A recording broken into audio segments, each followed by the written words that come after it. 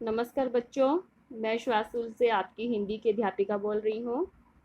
बच्चों, जैसा कि पिछली वीडियो में हमने रामायण की पुस्तक शुरू करी है और उसमें हमने पाठ 1 का आधे का पठन किया और उसमें से आपने आधे पठन के प्रश्न उत्तर भी कर लिए हैं। आज हम आगे पाठ 1 का जो आगे रहता है उसका पठन उसको पूरा करेंगे। देखिए, राजकुमार कुछ और बड़े हुए विवाह योग्य है। नगर में इसकी चर्चा होने लगी। महाराज दशरथ भी ऐसा ही चाहते थे। अपनी संतानों के लिए योग्य वधुएं यानी कि अच्छी गुणों वाली वधुएं मीन्स बहुएं। परिजनों में चर्चा पहले से ही हो रही थी। बाद में पुरोहितों को भी इसमें शामिल कर लिया गया, यानी कि बड़े बुजुर्गों को। अयोध्या का राजमहल एक दिन ऐसी ही चर्चा चल रही थी। ज्ञान मंत्रना तभी एक द्वारपाल घबराया हुआ अंदर आया। उसने सूचना दी कि महर्षि विश्वामित्र पधारे हैं। महाराज दशरथ तत्काल मीन्स उसी समय अपना आसन छोड़कर खड़े हो गए। द्वार की ओर बढ़े। महर्षि की अगवानी करने मीन्स उनका स्वागत करने उन्हें लेकर दरबार में आए। विश्वामित्र को ऊंचा आसन दिया गया। विश्वामित्र कभी स्वयं राजा थे, बहुत बड़े और बलशाली। बाद में अपना राजपाट छोड़ दिया उन्होंने, मीन्स अपना जो उनको राज सिंहासन मिला हुआ था छोड़ दिया। संन्यास ग्रहण कर लिया। जंगल चले गए। वहीं उन्होंने अपना आश्रम बनाया। उसे उन्होंने सीधा आश्रम का नाम दिया। महर्षि के स्वागत सत्कार के बाद दशरथ ने कहा, महर्षि आज्ञा दें, मैं आपकी क्या सेवा कर सकता हूँ। आप अपने मन की बात कहिए, आपकी आज्ञा का पूरी तरह पालन होगा। राजन, मैं जो मांगने जा रहा हूँ उसे देना आपके लिए कठिन होगा। आप आज्ञा दीजिए महर्षि, मैं उसको पूरा करने के लिए तत्पर हूँ मीन्स तैयार हूँ। बिल्कुल नहीं हिचकूंगा मीन्स संकोच नहीं करूँगा। मैं सिद्धि के लिए एक यज्ञ कर रहा हूँ। अनुष्ठान लगभग पूरा हो गया, लेकिन 2 राक्षस उसमें बाधा डाल रहे हैं। मैं जानता हूँ कि उन राक्षसों को केवल एक ही व्यक्ति मार सकता है, वह है आपका ज्येष्ठ पुत्र यानी कि वह राम है। आप अपने ज्येष्ठ पुत्र को मुझे दे दो ताकि यज्ञ पूरा हो। विश्वामित्र ने कहा। दशरथ पर जैसे बिजली गिर पड़ी हो, अचकचा गए मीन्स घबरा गए।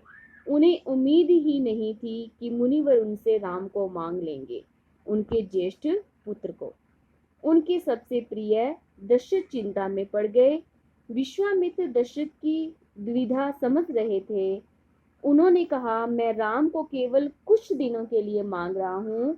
यज्ञ 10 दिन में संपन्न हो जाएगा। महाराज दशरथ दुखी हो गए। पुत्र वियोग की आशंका यानी कि पुत्र से बिछड़ने की आशंका में कांप उठे। दरबार में सन्नाटा छा गया। दशरथ की दशा देखकर मंत्री चिंतित होकर चुप थे। महर्षि विशिष्ट शांत थे। इसमें दशरथ कांप कर बेहोश हो गए। होश आया तो डर ने उन्हें फिर जकड़ लिया। मूर्छित होकर दोबारा गिर पड़े। संज्ञा शून्य पड़े रहे। महर्षि विश्वामित्र का क्रोध बढ़ता जा रहा था। दरबार सशंकित था। किसी अनिष्ट की आशंका से वे कुछ समझ नहीं पा रहे थे। महर्षि और महाराज के बीच बाद में कुछ बोलना उचित भी नहीं था। मुनिवशिष्ठ चुपचाप आकर महाराज दशरथ के पास खड़े हो गए। थोड़ी देर बाद दशरथ उठे। स्वयं को संभालते हुए उन्होंने महर्षि से विनती की, महामुनि, मेरा राम तो अभी 16 वर्ष का भी नहीं हुआ है। वह राक्षसों से कैसे लड़ेगा। राक्षस मायावी हैं। वह उनका छल कपट कैसे समझेगा, उन्हें कैसे मारेगा। राक्षस, इससे अच्छा तो यही होगा कि आप मेरी सेना ले जाएं, मैं स्वयं आपके साथ चलूं, राक्षसों से युद्ध करूं। महर्षि विश्वामित्र ने कोई प्रतिक्रिया व्यक्त नहीं की। क्रोधित थे पर उसे व्यक्त नहीं कर रहे थे। उन्हें अपने यज्ञ के नियम याद थे। क्रोध करने से यज्ञ खंडित हो जाता, अनुष्ठान अधूरा रह जाता मीन्स यज्ञ पूरा ना होता। मैं राम के बिना नहीं रह सकता महामुनि, एक पल भी नहीं। आप राम को छोड़कर जो चाहे मांग लें, उसे मत ले आइए। ले जाइए, मैं राम को नहीं दूंगा। बिल्कुल नहीं, वह मेरी बुढ़ापे की संतान है, मैं उससे बहुत प्रेम करता हूँ। महर्षि का क्रोध भभक उठा, यानी कि वो बहुत तेज क्रोध में हो गए। दरबार मंत्रीगण और ऋषि मुनि सकते में आ गए। आप रघुकुल की रीति तोड़ रहे हैं, राजन वचन देकर पीछे हट रहे हैं। यह बर्ताव कुल के विनाश का सूचक है। आप जानते हैं कि मैं स्वयं दुष्ट राक्षसों का संहार कर सकता था, लेकिन मैंने संन्यास ले लिया है। अगर आप राम को नहीं देंगे तो मैं यहाँ से खाली हाथ लौट जाऊंगा। बात बिगड़ती देखकर मुनि विशिष्ट आगे आए, महाराज दशरथ को समझाया। राम की शक्ति के बारे में, प्रतिज्ञा तोड़ने के संबंध में, महर्षि विश्वामित्र के साथ रहने पर, राजकुमार राम को होने वाले लाभ के बारे में। राजन, आपको अपना वचन पूरा करना चाहिए। रघुकुल की रीति यही है, यानी कि उनका यही नियम चला आ रहा है। प्राण देकर भी आपके पूर्वजों ने, मीन्स उनके बड़े बुजुर्गों ने वचन निभाया है। आप राम की चिंता न करें, महर्षि के होते उनका कुछ नहीं बिगाड़ सकता। महाराज दशरथ की चिंता कुछ कम हुई, पर मन अब भी खिन्न था। पुत्र बिछोड़, यानी कि पुत्र से बिछड़ने का दुख सभी तर्कों पर भारी पड़ रहा था। गुरु वशिष्ठ ने कहा, महाराज, महर्षि विश्वामित्र सिद्ध पुरुष हैं, तपस्वी हैं, अनेक गुप्त विद्याओं के जानकर हैं। वह कुछ सोचकर ही यहाँ आए हैं। राम उनसे अनेक नई विद्याएं सीख सकेंगे। आप राम को महर्षि विश्वामित्र के साथ जाने दें, राम को उन्हें सौंप दें। दशरथ ने मुनि वशिष्ठ की बात दुखी मन से स्वीकार कर ली, लेकिन वह राम को अकेले नहीं भेजना चाहते थे।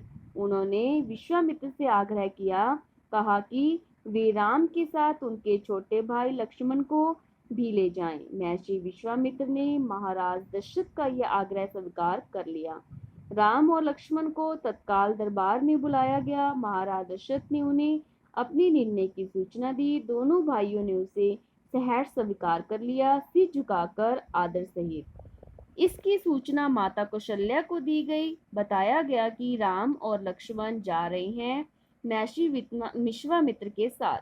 नितांत गंभीर माहौल में सब सिर चंतन हुए, शंख ध्वनि हुई, नगाड़े बजे। महाराज दशरथ ने भावुक होकर दोनों पुत्रों का मस्तक चूमकर उन्हें महर्षि को सौंप दिया।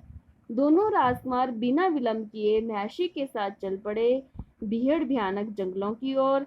विश्वामित्र आगे आगे चल रहे थे, राम उनके पीछे थे।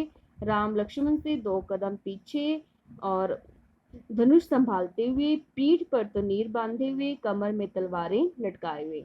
तो बच्चों, हमने पाठ 1 का पठन कर लिया है और आप इसका अभ्यास करेंगे पढ़ पढ़ कर इसको, ठीक है। इसको अच्छे से समझेंगे, तभी आपको रामायण की समझ आएगी कि रामायण में क्या हुआ, कैसे शुरू हुई ये, ठीक है। तो मैं इसकी कल हाफ लेसन की पीडीएफ भेजूंगी प्रश्न उत्तर की। आपने इसको फेयर नोटबुक में करना है। बच्चों, आपने साथ साथ अपना काम याद करते रहना है।